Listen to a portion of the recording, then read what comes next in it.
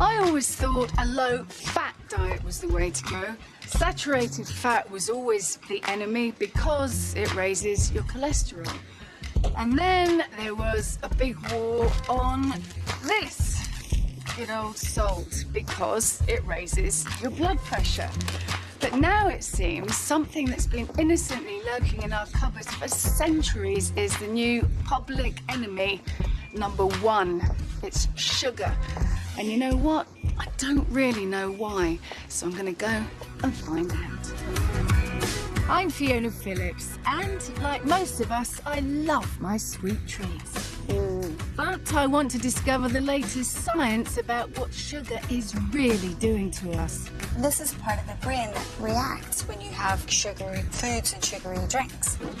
And why you might be eating far more than you think. Oh, that is a lot of sugar. I'll be uncovering how you can spot the sugar in foods you'd think were sugar-free. Nearly 9.5 teaspoons. 20 teaspoons! How clever cookery can get sweet results without adding sugar. It's really delicious. And revealing the sugars that even doctors say you can enjoy guilt-free. You do like oranges? I do. I'm going to find out the surprising and very sticky truth about sugar. Wow!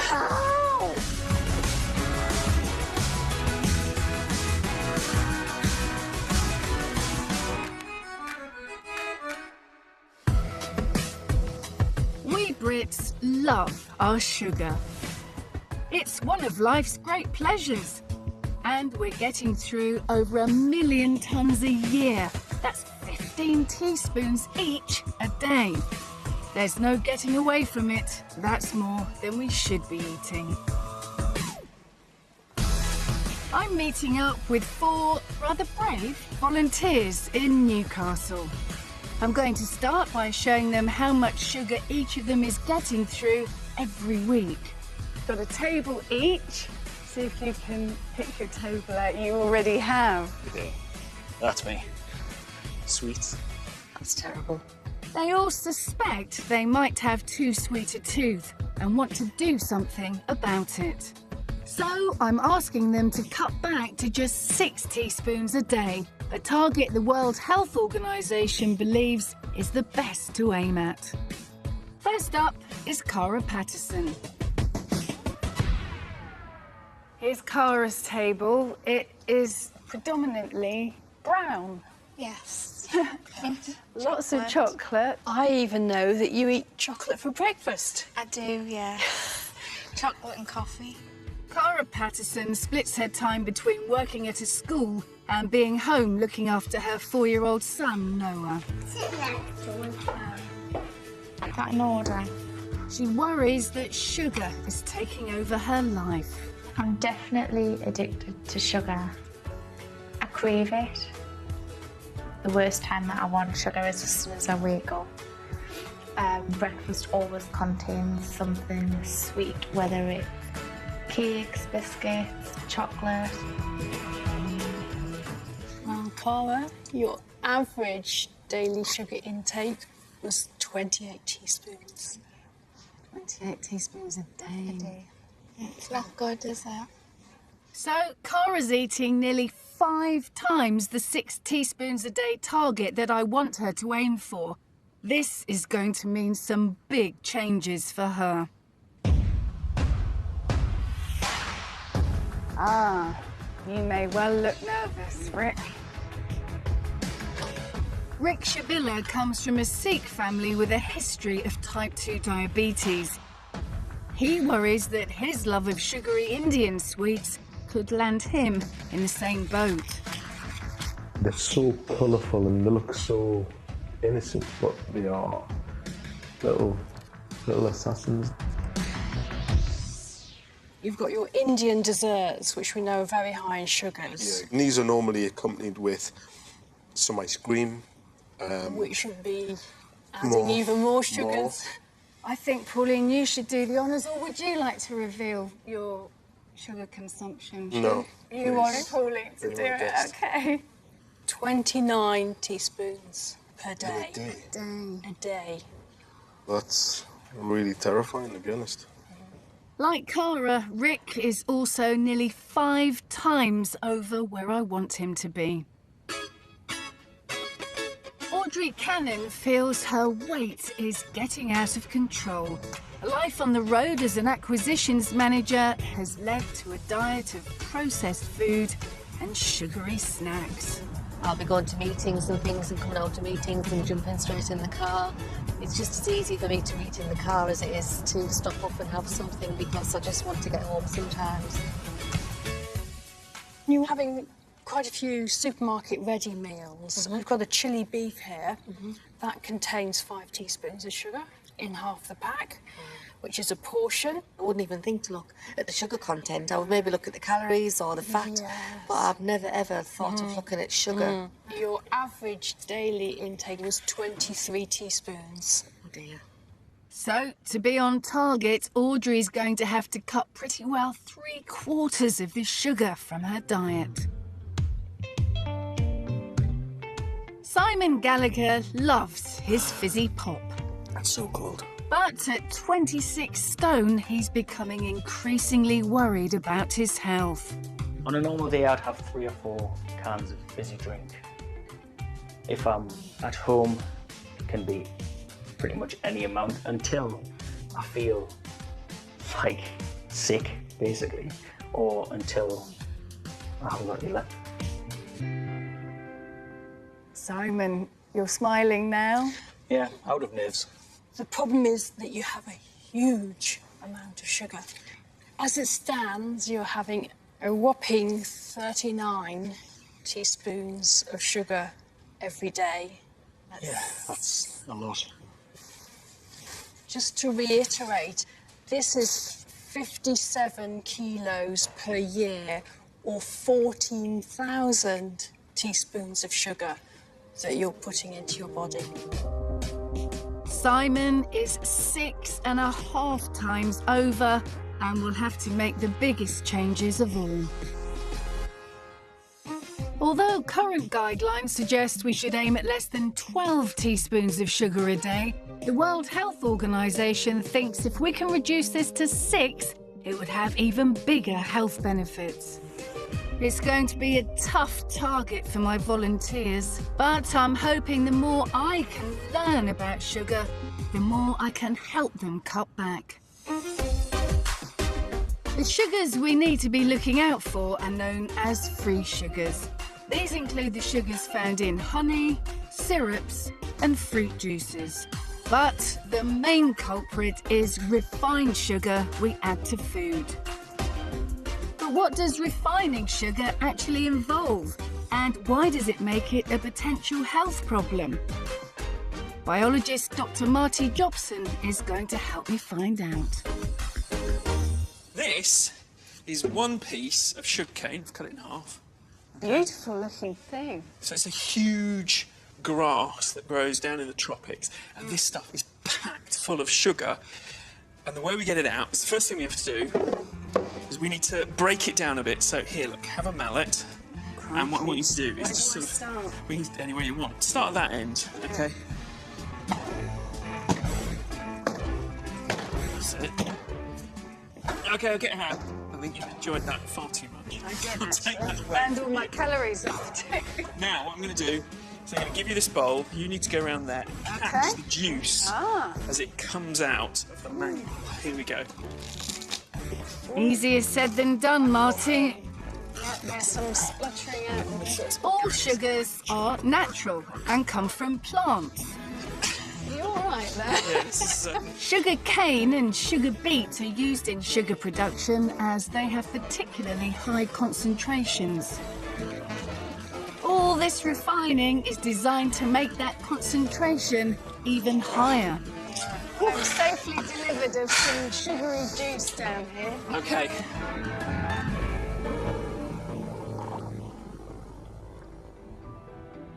Carbon dioxide is then used to remove impurities like wax, gum and fats, all with the aim of giving us pure, refined sugar. That's it. And now we just have to boil it down. So what we have now is a thick syrup. We leave that to cool and the sugar will start to crystallise out. And what you'll end up with is this, which is what I made earlier, which is Refined sugar. refined sugar. There's a lot of treacle there as well, Yeah. but that is incredibly sweet. However, there's not that much of it, is there? Considering it came from all of this bulk here and all the effort it took to get it out. Yes, exactly. What we're going to throw away all of this roughage and fibre. So what you're left with here is essentially pure calories.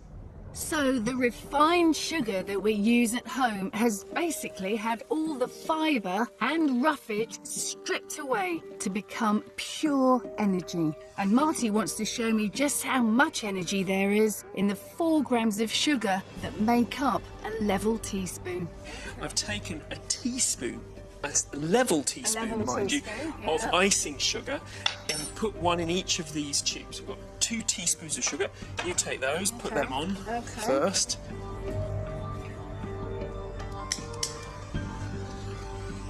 And what we're going to do is blow down these tubes. Blow, mind you. Count of 3. 3, 2, 1. Wow! So all that energy in one level teaspoon of sugar. Exactly. That's the energy you get if you eat it as well. It's the same amount of energy. The flames may look impressive, but this energy is the real danger of sugar. If you don't burn it off, it can make you fat very quickly. But I had no idea just how quickly. Imagine, say, you're drinking 3 cups of tea a day. Okay, you put 2 teaspoons of sugar in every cup, 365 days. Now imagine you're also not burning off that. How much of my lovely fat substitute would you end up in your artificial belly if all of your sugar that you put into your tea was turned into fat and it wasn't burnt off? 6 teaspoons a day for a whole year, and I didn't burn it off. Correct. How many of these? One of those, do you reckon? One of those? Let's try one. Okay, let's do one. Sugar is one of the cheapest forms of calories. It's not just bad for your teeth. If you have too much, your liver will end up turning it into fatty acids that your body will store as fat. It feels really uncomfortable. So this is the second of my bottles. Okay. More? I don't want more, but it's... There is more, I'm afraid. Oh my goodness. Here we go. We're getting there, we're getting there. So what you've got there is 4.5 kilos of fat. That's over half a stone. I know, I can feel it. And all because of your 6 teaspoons of sugar that you were having every day for a whole year that were excess to what you need. Having a sweet tooth like that can lead to weight problems which could be seriously dangerous. If just a few excess calories from sugar can cause issues over time, what have high sugar diets done to my 4 volunteers? At Newcastle University, Professor Mike Trennell is going to find out. One of the problems with sugar is it allows you to take large amounts of calories on very quickly, which can make you obese. Mike uses high-tech equipment to measure the body fat percentage of my 4 volunteers. So at the moment, 51% of your body is fat. Really? Wow. That's a lot. It's half of my body weight. All 4 have levels that are higher than they should be, and it's this body fat that can lead to health problems. Gaining weight can link to heart disease, diabetes, and other long-term conditions. And further tests show that my volunteers are already in danger. The background of high sugar, high body fat is going to place more and more stress on your liver, on your muscles, but mainly on the pancreas. And over time, if you don't do something, you'll be having to take insulin through an injection, which is what happens with people when they have type 2 diabetes for a long period of time. And for Simon, excess fat has led to signs of a potentially fatal disease. Now, when your liver has too much food inside of it, it starts to have this long, silent scream, which is indicating to us that you have a condition called non-alcoholic fatty liver disease. And unless you do something, it's very likely that you're going to go on to develop type 2 diabetes. Then I'll do something. Sugar doesn't directly cause conditions like type 2 diabetes and liver disease, but because it's so energy rich, along with other carbohydrates and fat, it is one of the things most likely to increase your body fat, and it's this fat that will do the damage. Time for my 4 volunteers to start cutting back. I'd like you to try and get down to 6 teaspoons of sugar a day, which for some of you, it's going to mean losing 80% of what you're consuming sugar-wise at the moment. It's a tough challenge. Do you think you can do it? Yes. That's very positive. Good. While they're finding out the reality of cutting back, I'm going to be looking at 3 of the main sources of refined sugar in their diets to see what they're up against. Sweet treats. For most of us, these are the biggest challenge. I want to uncover the science behind why we crave them. Savoury foods. Why is the food industry putting sugar in products that we'd assume were completely sugar-free? And what is it that fizzy drinks do to our appetite that means some scientists say they're the biggest problem of all? I can't think about anybody but sugar. Sugar, I can't think about anybody but you. We eat more biscuits than any other country in Europe, and sweet treats are where we Brits get most of our sugar from. I can't think about anybody else but you. Anybody else but you. So for our volunteers, these have to be the first things to go.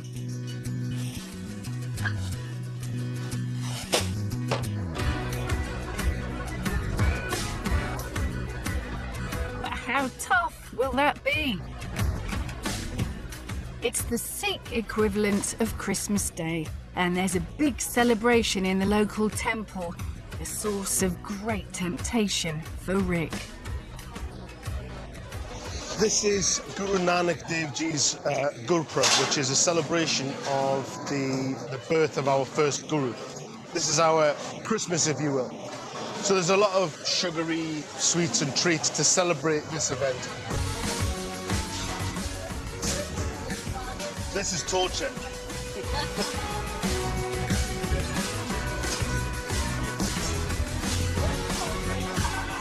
That's sugar written in pretty much pure sugar. Deep fried and then dipped in syrup. It doesn't get any better, but it also doesn't get any more cruel than that. But Rick is being a good boy. So far, he hasn't put anything sweet on his tray. But does that change the celebration? Like Christmas Day without the pudding? It is actually quite it's quite a big deal. It's been quite challenging. The guy's teasing me doesn't help.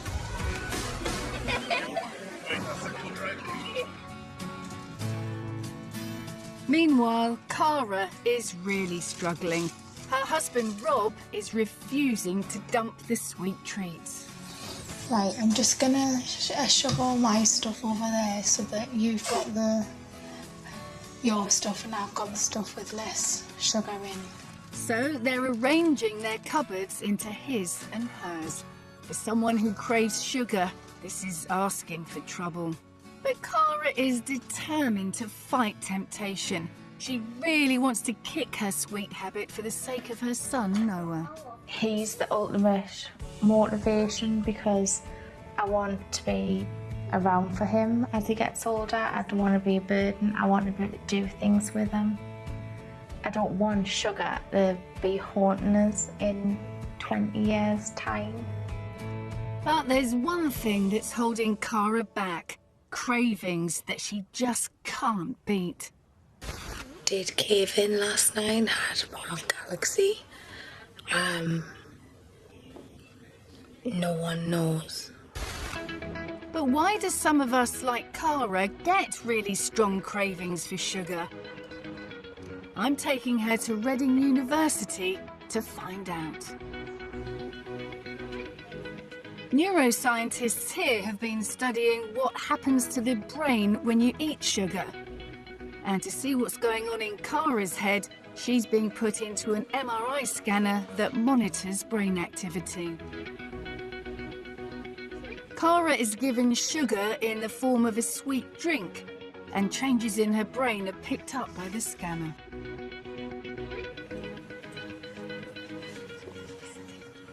Okay, so Cara, this is an image of your brain that we just took when you were in the scanner. This is a structural image, and on this we can see parts of the brain that we know to be involved in the reward system. So for example, here we have the striatum, and this is a part of the brain that reacts when you have very pleasant experiences, like when you eat things that you really like sugary foods and sugary drinks.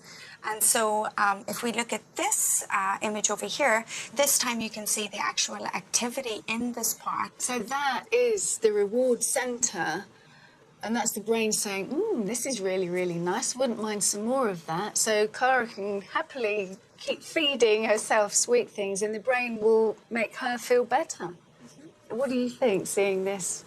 It's really interesting because often I crave sweet things, but a lot of the time, no matter how much I eat of them, the craving's still there and I still want more. Yeah, we are hardwired and biologically driven to seek out energy-dense foods.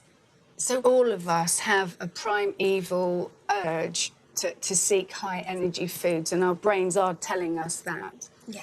Everybody likes sugary sweet things because it's a natural drive.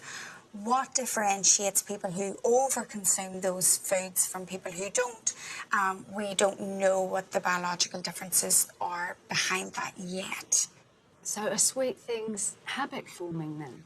If you have more brain activity underlying this craving or this reward-seeking behaviour, then you're going to repeat it, and that makes sense. So that is like a habit, yeah. So, there you have it. That is why sugar is so hard to give up. We are hardwired to enjoy it, to seek it out. And that was okay in ancient times, I guess, when food shortages meant that high-energy, sugary foods were literally the difference between life and death. But things have changed now, and sweet, cheap, sugary foods are all around us. And that is not good for us, and frankly, our DNA really isn't helping. But if your brain is egging you on to have a sweet treat, are there any that are better than others? I am confused as to whether any of this stuff might be better for you than ordinary white sugar. Right, well, let's have a look. Here we go. You'll often hear that honey is good for you, that brown sugar is healthier than white, and that maple syrup is not part of the sugar debate. But what's the truth? So essentially, all of these are the same. They are all from natural sugars from plants, refined in different ways. So it doesn't make any difference which one you use. It's all just sugar. I did not know that. I thought that if I put a teaspoon of honey in my tea, it would be much better for me than a teaspoon of white sugar. Brown sugar simply has a bit of molasses in it and has roughly the same calories as white refined sugar. And a level teaspoon of honey in your tea will actually have more calories than a level teaspoon of sugar because it has more nutrients and is denser. So there's no getting away from it. None of these forms of sugar are particularly good for you. But there is some better news. One of the surprising truths about sugar is that if you do want a sweet treat, scientists say that fruit is the answer. That's because the naturally occurring sugar fruit contains comes with so much goodness, like vitamins, minerals and fibre, that it doesn't count towards your recommended daily allowance. But sugar in supermarkets isn't just limited to sweet treats, it's actually in quite a few savoury products as well, and often with a lot more sugar than you'd think. I've got a bowl of pad thai noodles here. It's a savoury dish, obviously, so what do you reckon, sugar-wise? Not that much, I think. If you'd like to spoon in, what do you think?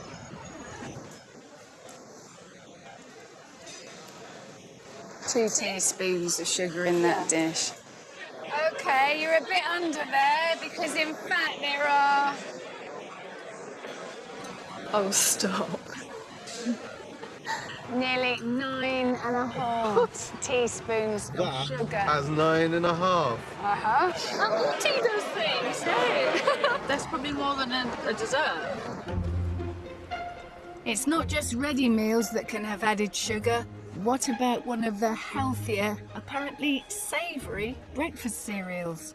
So, bran flakes, dry, not very appetising, but how many teaspoons of sugar, if you would expect any at all to be in there? Okay.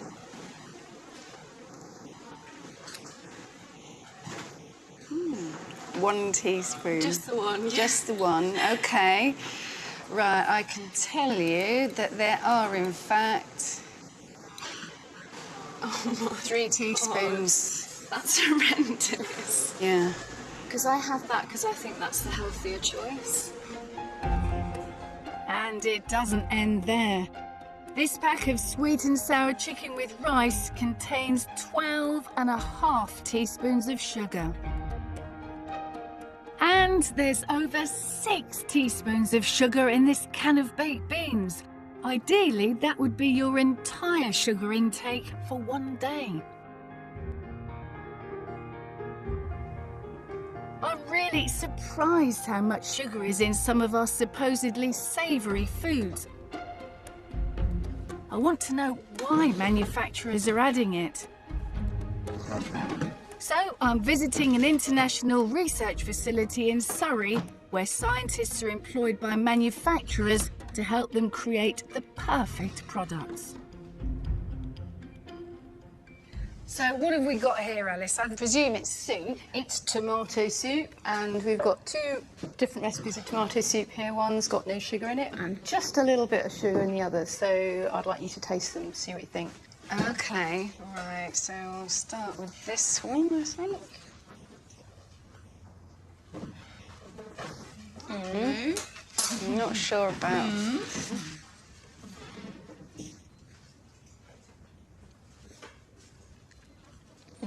That one. Okay. Yes, that was it. This Okay. was it. Okay. Well, that one's got a little bit of sugar in it, which I think is interesting because just a tiny amount can change the taste profile and actually make it taste a bit better sometimes. It actually tastes delicious and it brings out the taste of the tomatoes to me. That's good. That's good. It's tomato soup. But is that a good thing? Isn't that then what the manufacturers are doing? Making people like it with sugar in, and so they eat more, they buy more, but they're also getting bigger as well. Well, they do want to make things that people like at the end of the day. In fairness to the manufacturers, many are already making attempts to reduce the amount of sugar in their products, and it certainly isn't just the case of the more sugar you put in, the more you'll sell. Scientists here are experts at finding the precise degree of sugariness which will appeal to customers, the so-called bliss point. Today we've got 9 testers who are here behind us. All sitting behind these all little sitting hatches. behind these little screens. And we have 5 different recipes of tomato soup, going from those that have very little sugar in them to a little bit more, and then a little bit more, and actually to a stage where some consumers might find it too sweet. And the purpose of this exercise is to find that recipe that the majority of them will like. So what other products would you test in terms of its sweetness or added sugar? Oh, a huge range of products. I mean, everything from yogurts or cheese or milk to ready meals or drinks or confectionery. So, Alice, our tasters have emerged from their hatches, they've tasted their soups. What happens next? Okay, so we're here in our viewing facility. We can see them, but they can't see us. So this is a one-way mirror. Okay, so we can listen in on the sort of things that they're saying about our tomato soups. And in a moment, they'll vote on which one they think has got just the right level of sweetness in it. So let's start off with sample 341, please. Can you raise your hand if you prefer that sample? Oh, that's interesting. Look, nobody's voted for the one with no sugar. And 646, please. Okay, that's 4 votes. For the 3% sugar. That's the mid-range, isn't it? And finally, what about 763? Okay, so that's 2. And 2 votes for the 6% sugar. So the 3% is the winner. That's the one they prefer. And that sort of information for the manufacturer of a savoury food is priceless, really. Absolutely, yes. Well, I have to say, I'm really surprised that there's so much science behind the exact amount of sugar that's being put into our foods. Of course, ultimately, it's done to make the food taste nicer, so we buy it, and it's good for business. So the question we need to ask ourselves, really, is if manufacturers started taking sugar out of foods, would we still buy their products? All this sugar in savoury food is making life difficult for acquisitions manager Audrey Cannon. With such a busy lifestyle, she's come to depend on fast food and ready meals. But with a history of heart disease in the family, she's determined to kick the habit. I just got in from work, and normally I would cook some processed food, such as these barbecue wedges. And as you can see, they've got a lot of barbecue sauce. But when I checked on the label, they had 3 spoonfuls of sugar in, and I was astounded. I didn't realise. So I'm going to make my own. Trying to get her sugar consumption down means Audrey is completely rethinking her food choices. It's been a big wake-up call to see how much sugar's in what I feel are healthy foods. But it's made the weekly shop a real headache. I haven't really found it difficult in what I've been eating. The difficulty is being in what to buy and looking at the sugar content as I've been going around the supermarket. That's been the biggest challenge. Audrey's not the only one to struggle with food labelling. I do too. So how can we know when a product is high in sugar? Right, there's a lot of shopping here. The traffic light system, which is the front of packet system, is great because you can see at a glance if something is red, amber or green for different nutrients. So take these sweet and sour chicken dishes. All of these are red for sugars on the front. High sugar value means that it's got over 22.5 grams in 100 grams of product. Traffic lights make it easy, but manufacturers aren't legally obliged to use them. Some don't, and some also choose to indicate the sugar content of a portion rather than per 100 grams. You take, for example, this pack of crunchy nut cornflakes. You do have some nutritional information on the front of the packet, but it's not colour-coded, so you can't see at a glance how much sugar's in that. With products like this, consumers have to examine the pack to find the information that some dietitians argue is the most useful. If you really wanted to know how much sugar was in this, you could turn to the back of the pack, and here we can see for sugars, it's 35 grams. So that's high sugar because it contains more than 22.5 grams per 100 grams. So it's a sugary cereal. This type of supermarket homework is particularly revealing with savoury products that you might have thought were sugar-free. You'll see how much sugar it contains, 22.8 grams per 100 grams. So it's a high sugar product. Something that you'd have on your chips, so which you wouldn't associate with sugar. Yeah, something that you think was savoury. Yes. With some products labelled per 100 grams and some per portion, and not everyone using the traffic light system, I want to know why food manufacturers aren't making sugar content much easier for us. So I'm off to see the Food and Drink Federation, which represents the industry. Do you think that if all food producers were made to adhere to the traffic light system, it might help? Because that, to me, is clearer than all the other systems that exist. Well, I think that there isn't a single solution for a problem such as obesity that is so complex. But the traffic light system would help, wouldn't it? Because if you see a red next to the sugar content, that would make me put it down. The information that is available on pack, whether it's through the reference intakes values, whether it's through the traffic light system, is clear and is accurate.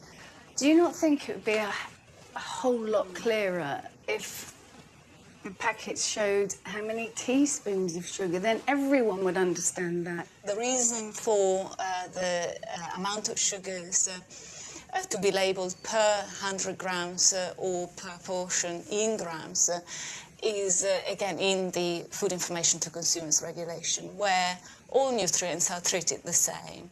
And a gram is a very well-recognised unit. When, if you talk about teaspoons or tablespoons, what do you think, 4, 5, 6 grams?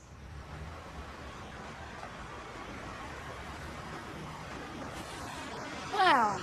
It very firmly seems as though all the regulation, all the information on the packets, most of which most of us can't make much sense of, is all there for a reason. It's to educate us, it's to make sure we make the right choices. But in the end, the responsibility is all left to us. And I don't think with the amount of sugar they're putting in some foodstuffs that is right. I really don't. I think that more onus should be taken by the manufacturers. Added sugar in processed food means the best way ready meal aficionado Audrey can get her sugar intake down to just 6 teaspoons a day is to cook everything from scratch. But after a day on the road, it's a daunting prospect. The time's about 6:30 and I've just gone in from work and I've now got to think about what I'm going to have for tea. So I'm feeling a bit sort of frustrated that I can't just come in and cook something easy, and I've got to prepare and think about it and have plenty of ingredients in the house when really all I want to do is come in, have my tea and sit and chill. But is there a way for Audrey to have the taste advantages of sugar and savoury food in a healthier way and without too much hard work? I've set nutritionist Christine Bailey this challenge. Audrey, you're partial to the odd ready meal, aren't you?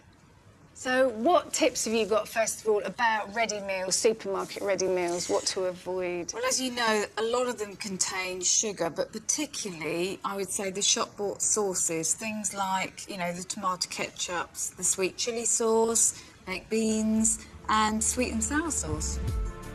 The answer, it seems, is fruit. Remember, sugar in fruit doesn't count towards your daily allowance So we're cooking a sweet and sour sauce using the natural sweetness of chunks of pineapple to replace refined sugar. And to give it more kick without the calories, just add spices. We're going to actually add, I've got here some chilli, some garlic. You're doing the ginger.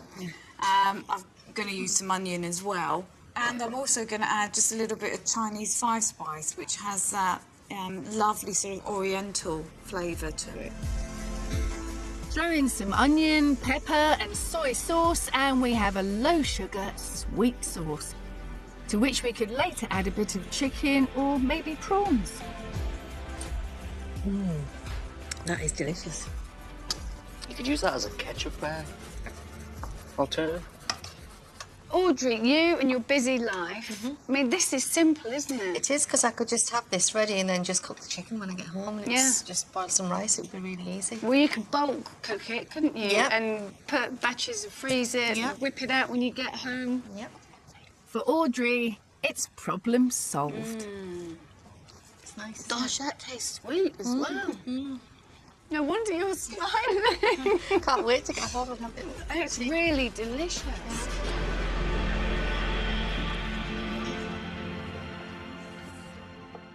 There's another source of sugar, though, that many of us enjoy. It's this, fizzy drinks. Is drinking sugar the same as eating it? Well, according to some scientists, the answer is no. Drinks can have a shocking amount of sugar in them, and they're one of the quickest and easiest ways to see your sugar consumption soar. I've got a bottle of ginger beer here for you. And it is your favourite, is it? I want you to put the number of teaspoons you think are in this bottle of ginger beer into that little pot, please.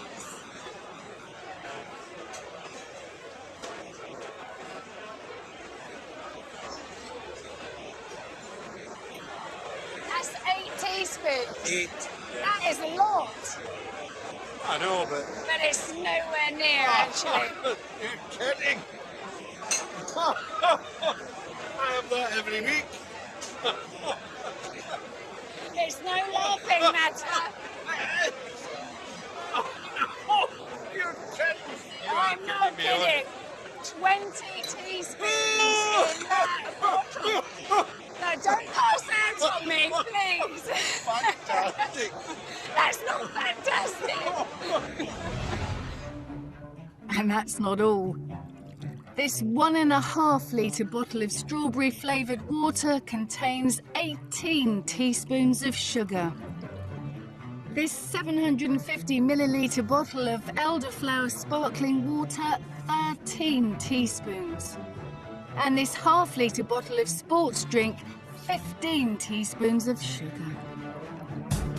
Most orange juice doesn't have any added sugar, but it still counts towards your daily allowance. When you juice a fruit, you're getting most of the sugar without much of the fibre or bulk. So a glass of juice can be packed with far more sugar than you might think. But how aware are we of this? I would like you to ladle into my little bowl there the number of teaspoons of sugar you think might be in this drink. All right, we'll definitely at least one. Okay. I want to say it's healthy because it's juice, but I know that there is sugar in juice. 2 teaspoons of sugar. 4.5, 5. Okay, 2. Well, I can tell you it is. Oh, no. I'm afraid so. Come on. Oh dear. Oh dear. There's about just over 8 teaspoons in there. Gosh, that's an awful lot. Unbelievable. Would you pick that up now, do you think? No chance. But when it comes to sugar, what's the difference between eating oranges and drinking orange juice? Well, it has a lot to do with the amount of sugar you can consume in a very short time. I'm back to meet Marty to find out more. Maggie, in front of you, you have a litre of orange juice, which is made from 12 oranges. And in front of you, Kanika, we have 12 oranges. And what we want you to do is we want you to, well, eat or drink what you've got in front of you as much as you can. It's not a race. We just want you to eat or drink until you feel you've had enough. Okay? So, are you ready? Yes. Yeah. Away you go. Okay. You do like oranges? I do, yes.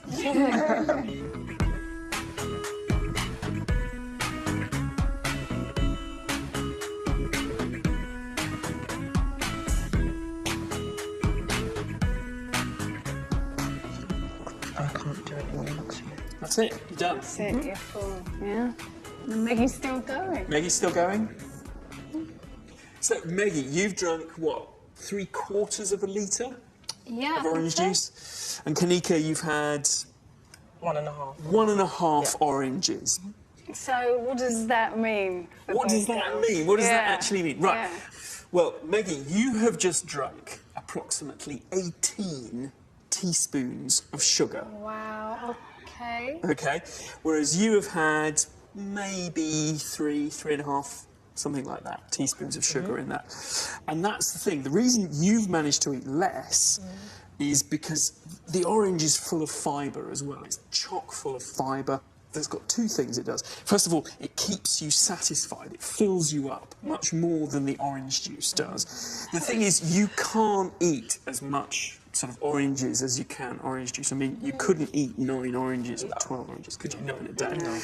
And the second thing it does is it actually makes the sugar that you have eaten release very slowly into your blood.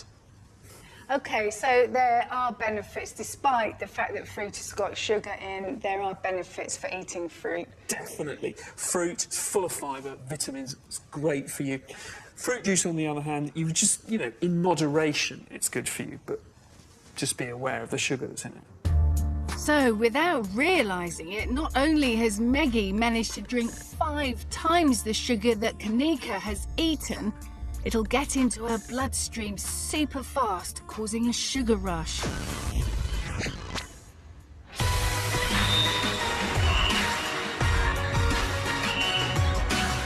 The Copper Box Arena in London's Olympic Park.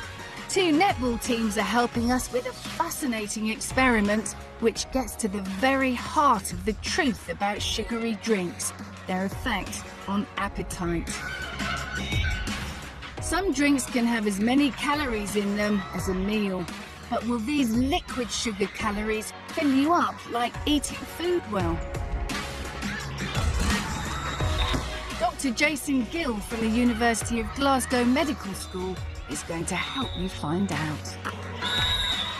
So what's the experiment about, Jason? Okay, the experiment today is all about sugar in drinks. We've got 2 netball teams here. We're going to give one of them a drink with sugar after the game, and we're going to give the other group a sugar-free version of the same drink. And then we're going to give them an all-you-can-eat buffet and see how much food they choose to eat at that. Okay, so then I would guess that the team that's given the drink with sugar in would therefore eat the less food? That's what you'd think. We're going to see whether that's actually the case. So do they eat fewer calories because they've already consumed some calories in the drink beforehand? Okay. So we've got the red ones for the red team and the blue ones for the blue team. And all I want you to do is take a bottle and drink all of it before you leave the court. So if you'd like to help yourself... Help yourself. What the red team doesn't know is that they're guzzling sugary blackcurrant squash, which is packed full of calories. The blue team, equally unknowing, are drinking no calories at all. But will the red team, consuming all those extra calories through drink, eat less than the team that has had 0?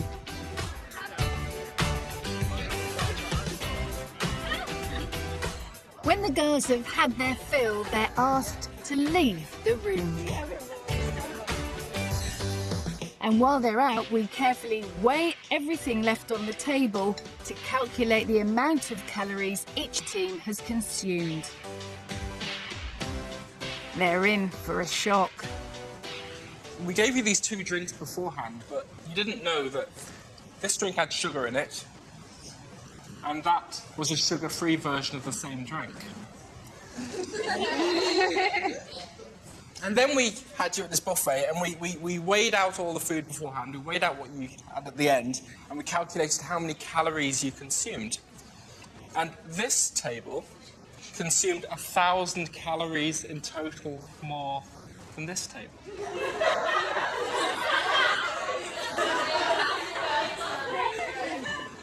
And that's entirely because of the sugar content in the drink. That's the difference. Yeah, the difference is the sugar in the drink. So what happens is when you drink the sugar in the drink, you consume the calories very easily, but your body doesn't really sense them very well, so they don't make you feel full. So when you go to eat, you don't eat any less food because the calories don't make you feel full from the drink you had beforehand. So what does that mean in terms of obesity? Well, we know that sugar-sweetened drinks are a big determinant of obesity. The fact that you're drinking lots of these drinks is one of the big things that's responsible for the fact that we're all getting fatter, particularly children.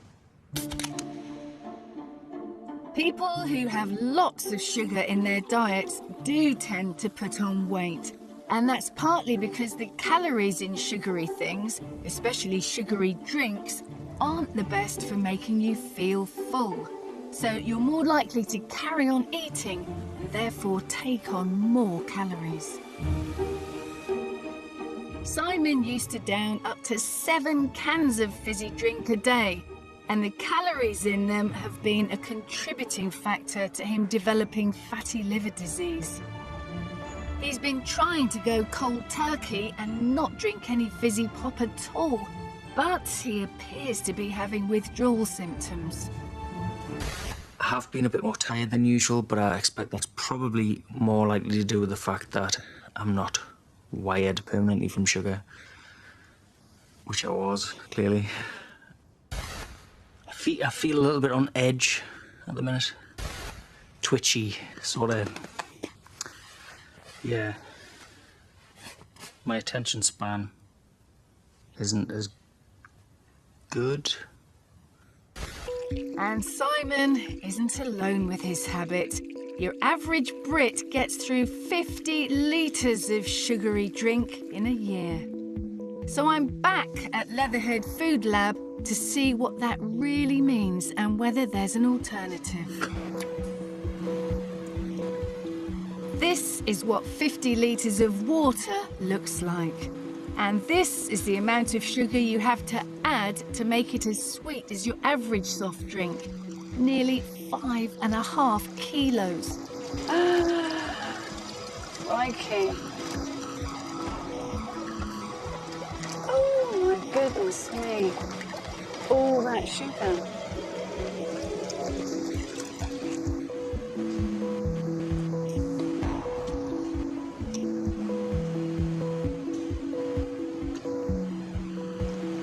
Yeah, that's sweet, very sweet.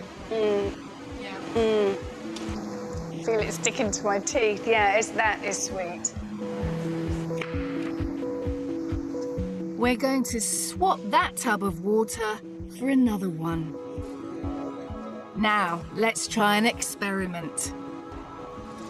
Okay, so we have the same amount of water here, and I'm going to put in 10 grams of this artificial sweetener, sucralose. So I'll chuck it in, we'll see what it tastes like. Chuck it in now.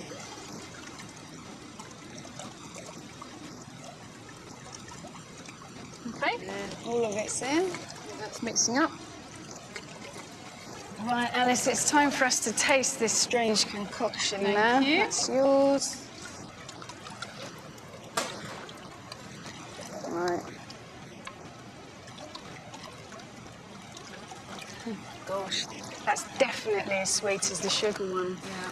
And yet, all that sugar that went into the other one, 5.4 kilos and 10 grams of your artificial sweetener. 10 grams of the sucralose, that's because it's 500 times sweeter than the sugar that we used.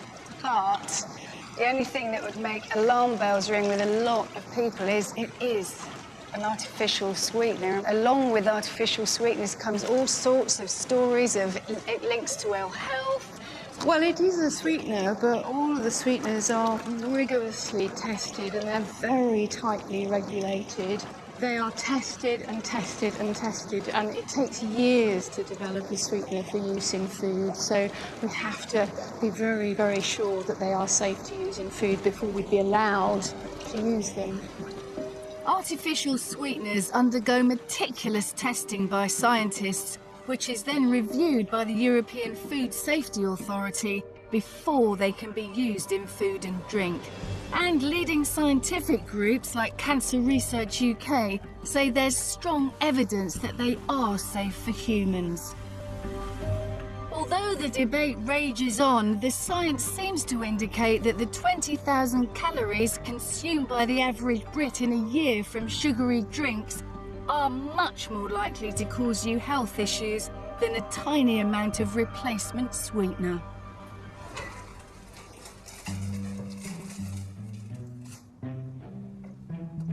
Our 4 volunteers are reaching the end of their low-sugar diet, and they're coming up with their own solutions. Former fizzy drink junkie Simon has been trying out fruit teas and flavouring water with large chunks of fruit.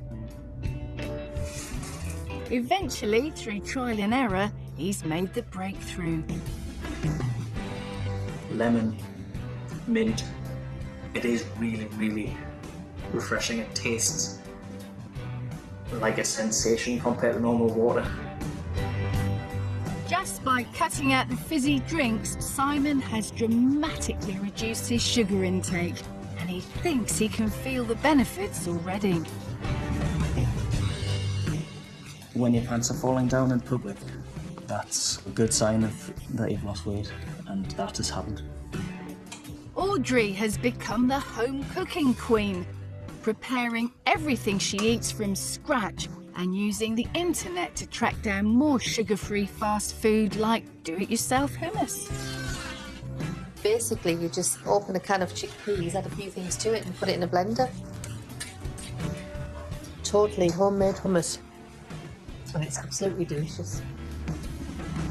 What do you think? No sugar?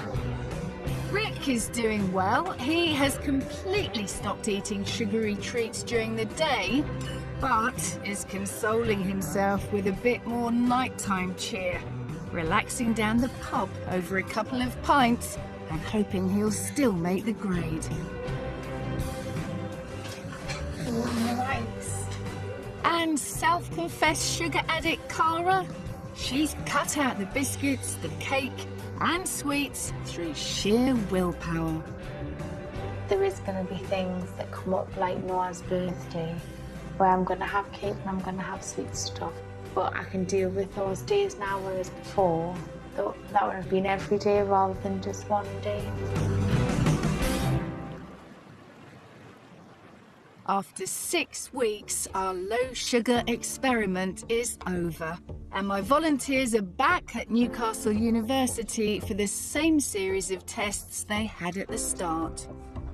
Rick has gone from eating 29 teaspoons of sugar a day to 7, narrowly missing out on his 6-a-day target, but still well within current guidelines. Okay, so you can step on the scale for me. Cara, however, is down from 28 teaspoons a day to just 3. Audrey from 23 teaspoons to 1/4 of a teaspoon. And Simon has gone from a massive 39 teaspoons of sugar a day to just 1/4 of a teaspoon.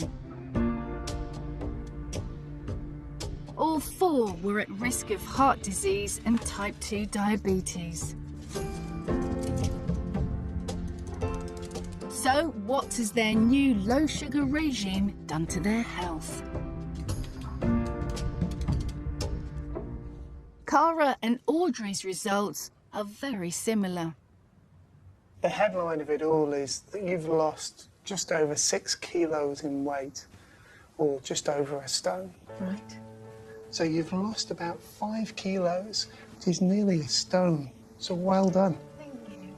The changes that you've made to your diet by reducing sugar have substantially reduced your risks of conditions like heart disease and type 2 diabetes, as well as the wonderful things that it's done for your metabolism. When you first came through, we were looking quite a lot at how your body was processing the sugar. Yeah. And I'm pleased to be able to tell you that from the blood sugar results that we've taken, you've improved hugely, which is relieving a lot of the stress on your pancreas. So Cara and Audrey have dramatically improved their health by cutting back on sugar. Rick, however, despite not eating any Indian sweets, hasn't lost any weight at all. Rick, you have substantially reduced the amount of sugar you take in from 29 spoonfuls down to 7. But at that same time, you've increased your alcohol intake. And so any benefits that you would have had from reducing your sugar are taken away because you're taking in more alcohol. Got it, yeah. The volunteer Mike was most concerned about was Simon. He was showing signs of potentially fatal fatty liver disease. His challenge was the greatest of all. You've managed to lose just over 6 kilos, which is just over a stone. Well done. Good. Now, I'm pleased to tell you that the markers that we had for fatty liver disease have gone down by 40 to 70%. Good. Wow, That was the most. more than good. Yeah, that was the most concerning thing. And I couldn't be prouder of you. Well done. Thanks so much.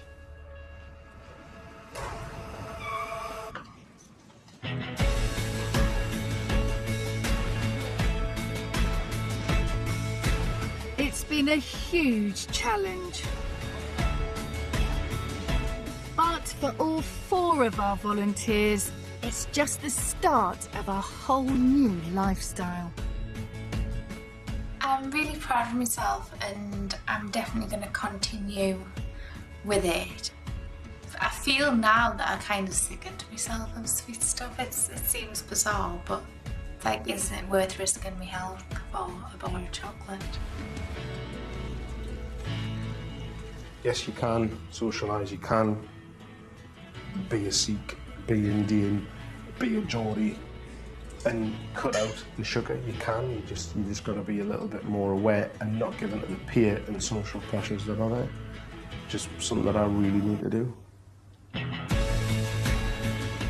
Obviously, I have a long way to go, but because the first steps are the most difficult ones, I'm already moving that way, so I'll continue. If you were to come back and see me in a year's time, I would be half the man I am now. I've actually gone down 2 dress sizes. I don't mind going shopping and buying new clothes. I absolutely have no problem putting in the charity bag because I'm never going to wear them again because I'm never going to be like that again.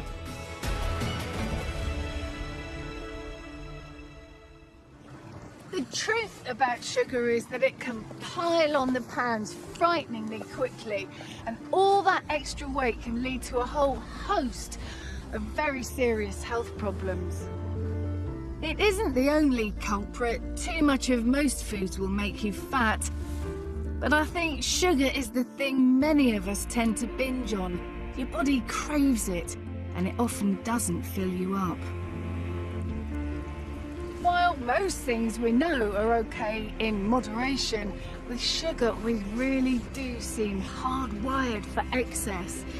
So, sorry, but this time you really can't have your cake and eat it. Next time, the surprising truth about calories. We'll reveal why the numbers on the packets are often wrong, and how you can cut calories without cutting out your favourite treats. I want a little sugar in my bowl. So more food for thought with all of that as the Truth About series continues next week at the same time here on BBC One. I could stand some loving.